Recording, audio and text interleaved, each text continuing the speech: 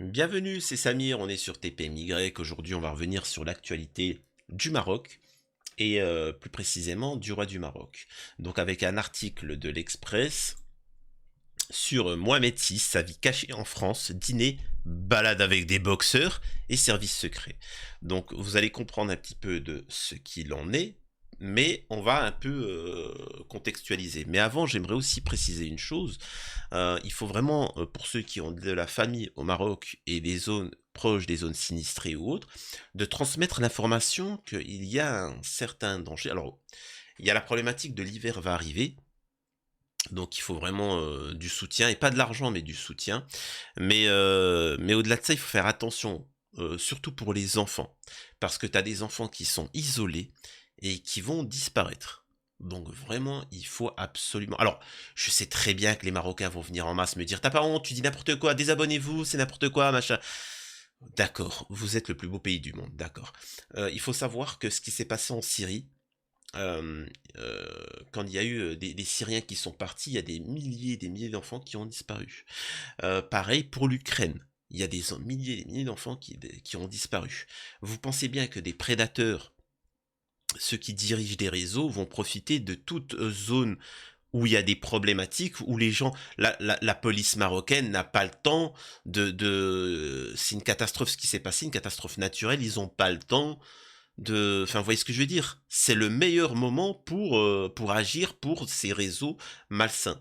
Donc vraiment soutien, à tous les pays qui subissent des difficultés, parce que croyez-moi qu'il y en a derrière, ils s'en tirent un plaisir malsain. Donc voilà, c'était juste un petit avertissement. D'ailleurs, hein, en Angleterre, on a retrouvé dans un camion une cinquantaine de petits enfants ukrainiens. Pourtant, on est d'accord que les enfants, ils peuvent partir du territoire et les pays européens les accueillent. Donc ils n'ont pas à frauder. L'enfant ukrainien n'a pas à se cacher.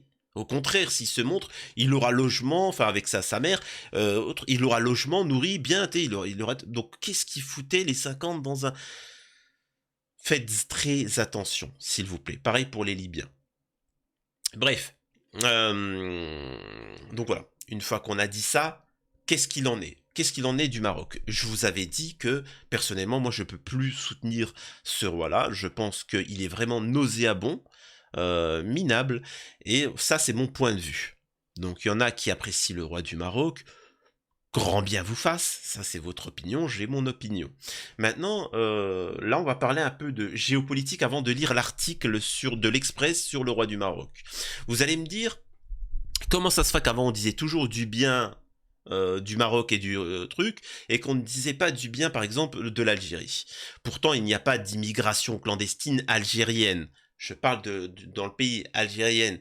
Ne me dis pas je connais des Algériens qui fraudent. On s'en fout, ça c'est partent ailleurs. Ils vont en Tunisie, ils vont au Maroc, ils vont au machin et ils fraudent. Mais vous ne verrez pas d'immigration, etc. Pareil, il n'y a pas de trafic de stupes, etc. Euh, donc, pourquoi? En fait, tout est une question de politique. Euh, la France soutenait le Maroc pour certaines raisons concernant l'immigration, etc. Ainsi de suite. Bon, c'est ça, c'est complexe. Et là, en fait, vous pouvez voir un changement parce que il y a eu le rapprochement d'Israël. Enfin, c'est plus un rapprochement d'Israël avec. Enfin, le Maroc avec Israël. Excusez-moi, le lapsus est révélateur. Maroc avec Israël. Et petit à petit, c'est pour ça que vous avez pu voir en Méditerranée des sous-marins israéliens que la marine algérienne a capturés, allez, dégagés. Il y a des bases israéliennes au Maroc, je sais qu'il y en a que ça déplaise que je dis ça, mais c'est un fait. Et aussi, il y a des logiciels espions, il y a des affaires d'espionnage israélien depuis le Maroc sur la France. Bon, voilà, et puis il y a la crise migratoire, etc. Il y a plusieurs tensions. Mais il s'est passé quelque chose. Et là, avant de lire l'article, je vous contextualise.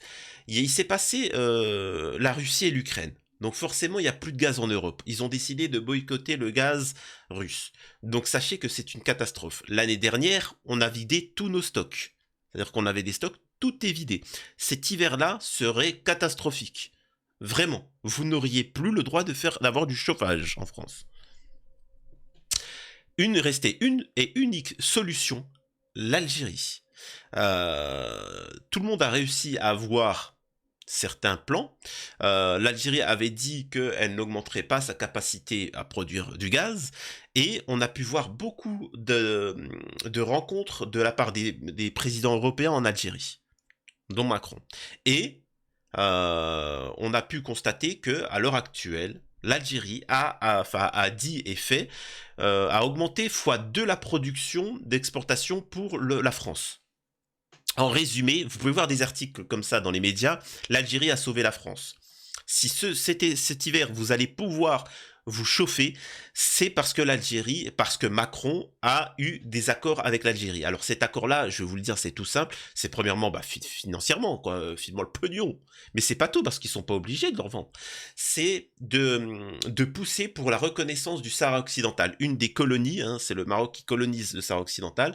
Et c'est pour ça que vous pouvez voir tous les pays membres des Nations Unies, etc., commencer à faire bloc pour la libération de ce pays-là. Pour certains Marocains qui vont me dire, ça c'est chacun, ce qui est bien ou mal, j'en en parle pas. Qui a raison, qui a tort, je m'en fous. Ne venez pas me dire, oui, mais le Sahara occidental, si tu veux. Je m'en fous. C'est pas, je suis en train de t'expliquer pourquoi il y a un revirement, pourquoi dans les Nations Unies ils sont en train de mettre la pression sur le Maroc, pourquoi il y a des articles à charge contre le roi du Maroc. Pourquoi? Je vous explique que c'est juste un modèle, c'est que ils se rendent compte qu'il y a plus d'argent à se faire avec l'Algérie, et que le Maroc, ça c'est en décrépitude, et puis voilà, c'est juste des tensions, hein, tu vois. Si demain ça s'arrange, ils vont dire du bien du roi, ils vont critiquer Tebboune et machin, c'est que ça, hein, c'est que politique. Bref.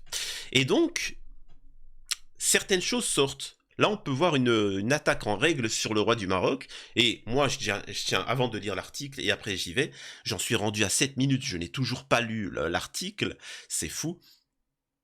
Je dis juste une chose, c'est que pour moi le roi du Maroc doit être destitué et que le peuple puisse prendre le pouvoir, mais ça c'est mon point de vue, moi, extérieur.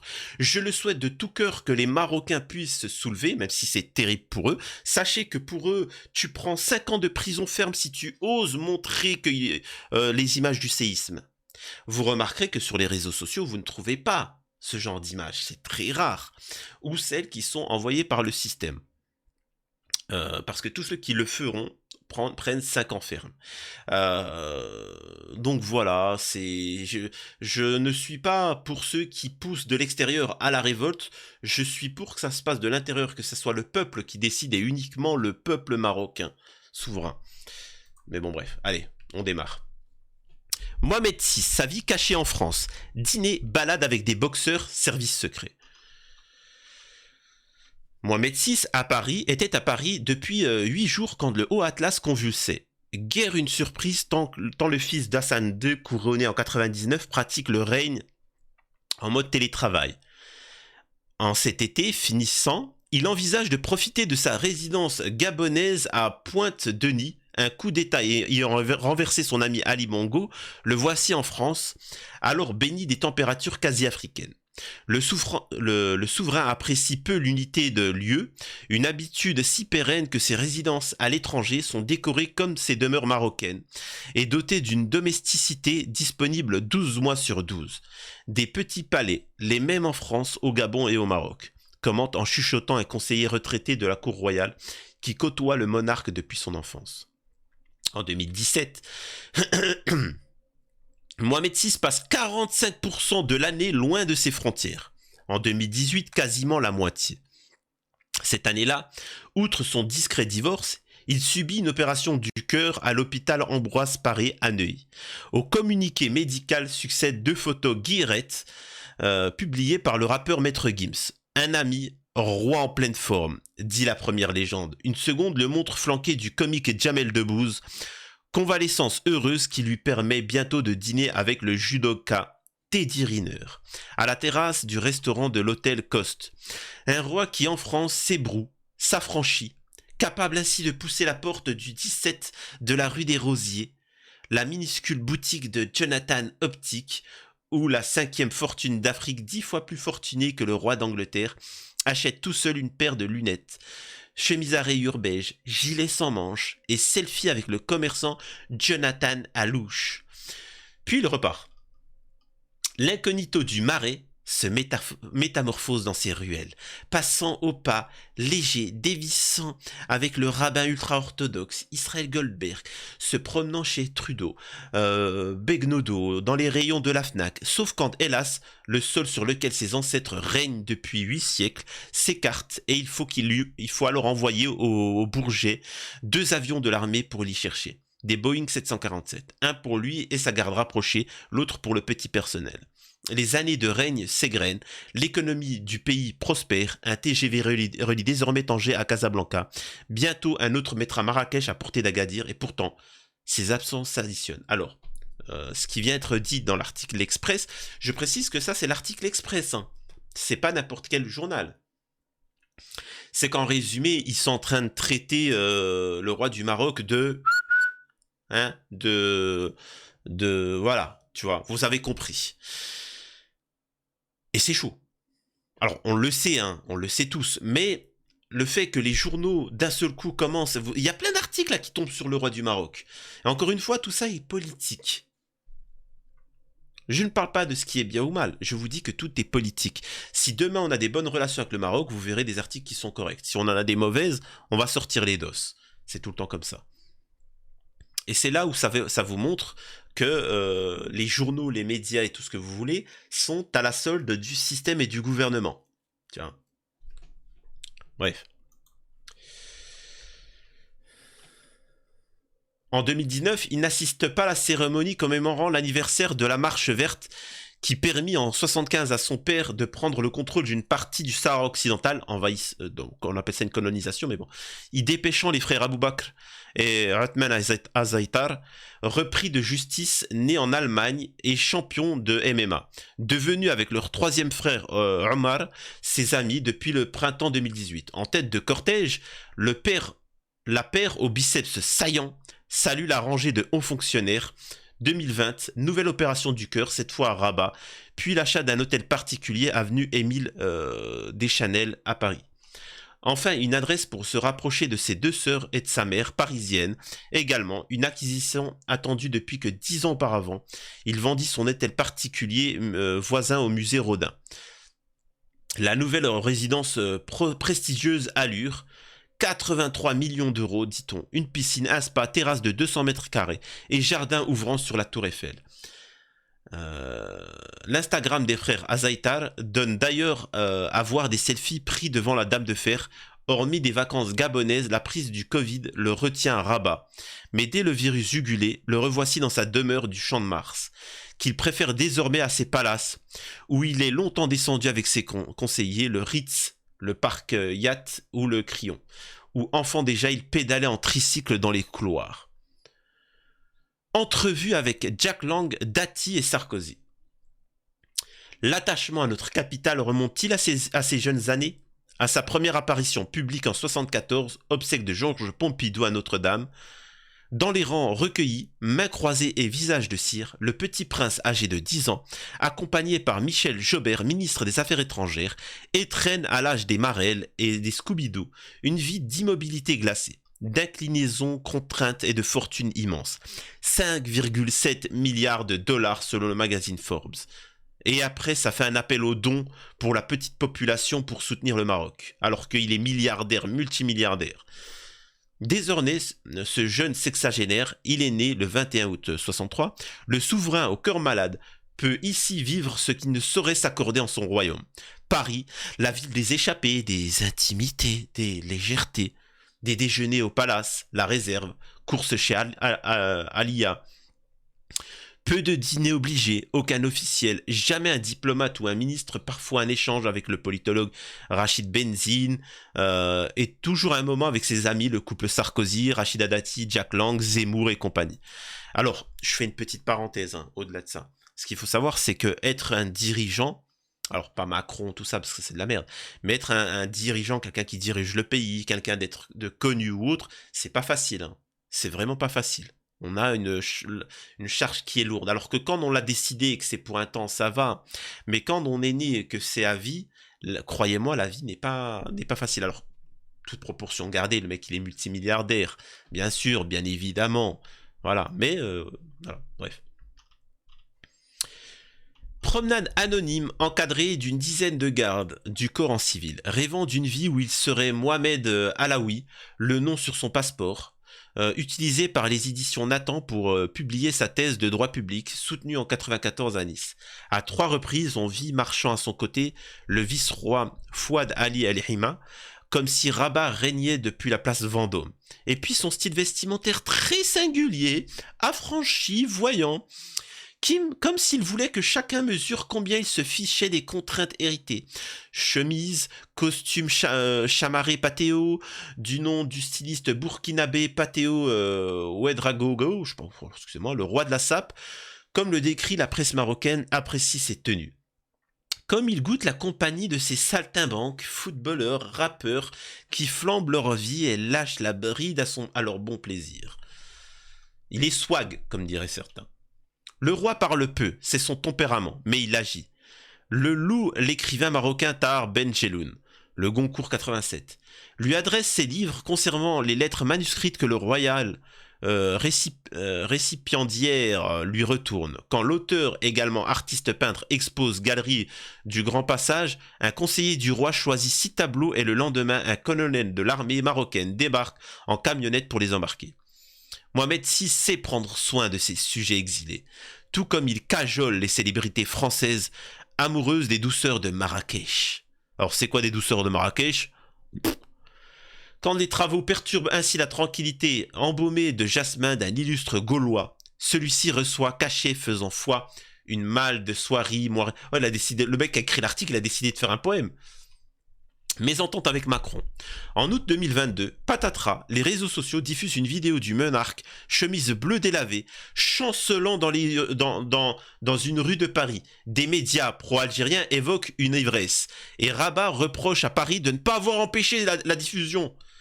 Cette année-là, il séjourne 4 mois en France. À peine un aller-retour éclair pour la fête de l'Aïd, un autre pour le discours de la fête du trône, vol vers Paris le soir même, à en croire le journaliste espagnol Ignacio Cambrero, réputé connaisseur du Marzen, cette cour royale d'une vingtaine d'hommes puissants, Yassine Mansouri, le directeur des services secrets extérieurs, Abdelatif Amouchi, son homologue de la sécurité intérieure, bon, bla, bla, bla. Donc voilà, en résumé, il te le déglingue en 4, tu vois. Il te le déglingue en 4, il t'explique que qu'il y a eu des tensions, que machin, etc. Et en fait, tous ces trucs-là sont passés, mais on n'en parlait pas. Et comme là, on veut, entre guillemets, dégager le système du roi du Maroc, du Marzen, donc maintenant, on commence à les trier.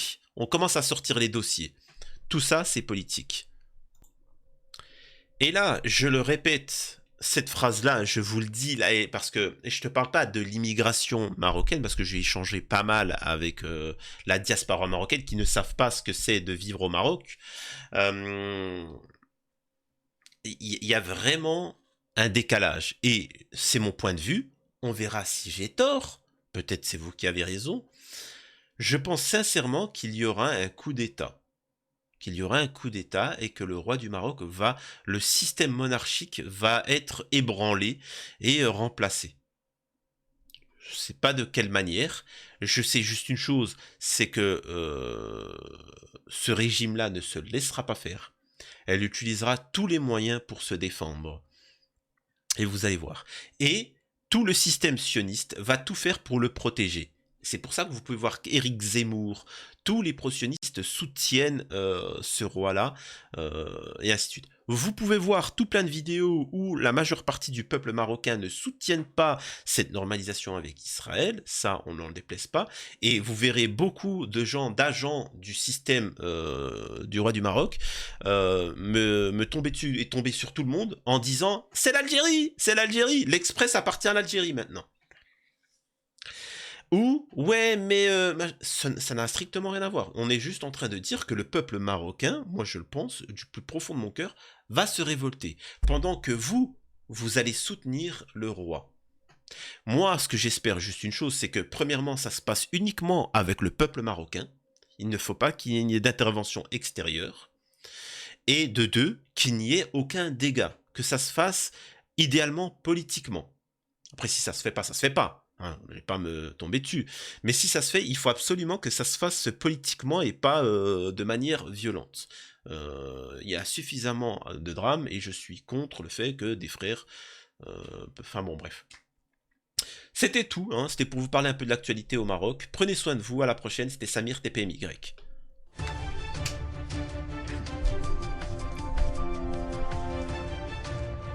C'est plus une théorie du couple, on voit. Hein.